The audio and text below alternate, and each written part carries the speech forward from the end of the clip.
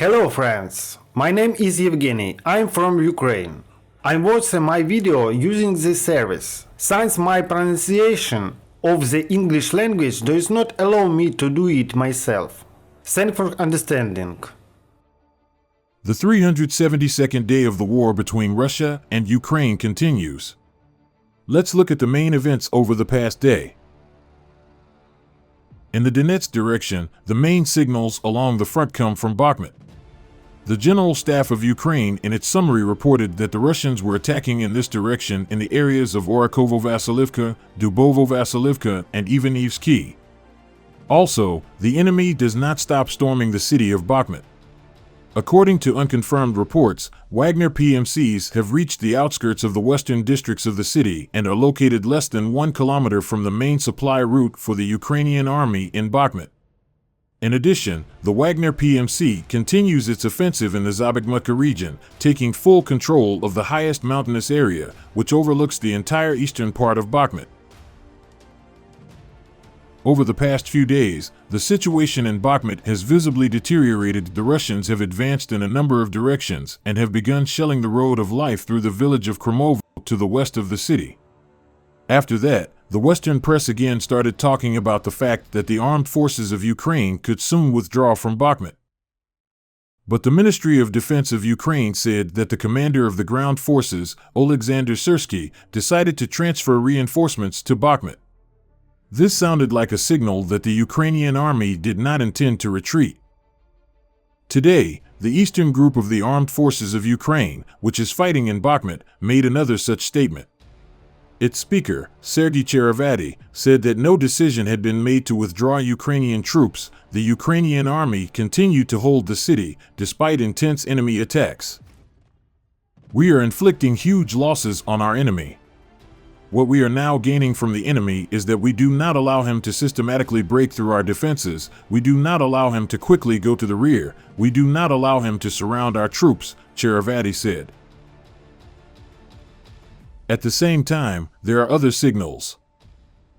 Earlier, CNN said that the situation in Bakhmut was much worse than officially reported. The situation in Bakhmut is now very difficult. It is much worse than officially reported. We must add another 100% difficulty to the official reports. In all directions, especially in the northern direction, where the Russians have advanced the most, said the Ukrainian military, who wished to remain unknown. According to him, Bakhmut's communications with the mainland are under threat. Orikhovo is the key to the defense of the city. When it is taken, there will be only one Bakhmut-Konstantinivka road left to supply the city. It is already under enemy fire control, and if the enemy captures it, the supply will be impossible, he said. And Zelensky's advisor Oleksandr Rodnyansky directly allowed a retreat from the city. Our military will obviously weigh all options. So far they have held the city, but if necessary, they will retreat strategically, because we are not going to sacrifice all our people just like that, Rodnyansky told CNN. When asked about the timing of a possible withdrawal of troops, Rodnyansky said that it was up to the military to decide. He added that the area west of Bakhmut was fortified. If we retreated, it would not necessarily mean that after that the Russians would be able to advance very quickly. Friends, as you can see, there have been very few views on the channel lately, which is why I have practically no income. If you have the opportunity to support me financially, I will be very grateful. Thank you. The Ukrainian commander with the call sign Magyar, who is fighting in Bakhmut, said that the price of keeping Bakhmut is super high and the expediency of further keeping Bakhmut is determined by the high command. All efforts are now aimed at preventing the encirclement of the city. But this happens exclusively on the character and will of the soldiers of the armed forces of Ukraine. The situation is especially difficult today in the Litak area, the southwestern tip of Bakhmut, and on the northern flank, where long-term shooting battles are taking place. There, according to Magyar, the Russians are trying to advance in order to take Bakhmut into the ring. Apparently, they are talking about the advancement of Russian units from Yagidny to the south. Magyar also published comments from Ukrainian fighters. One of them believes that the continued presence of Ukrainian troops in the city is inappropriate due to very high losses. A company lives here for one night. We lose a company or two a day. Therefore, we need to retreat to new lines in an organized manner and keep the defense there, the military man says. So, on the one hand, it is stated that additional forces are being transferred to Bakhmut. On the other hand, a retreat is not excluded.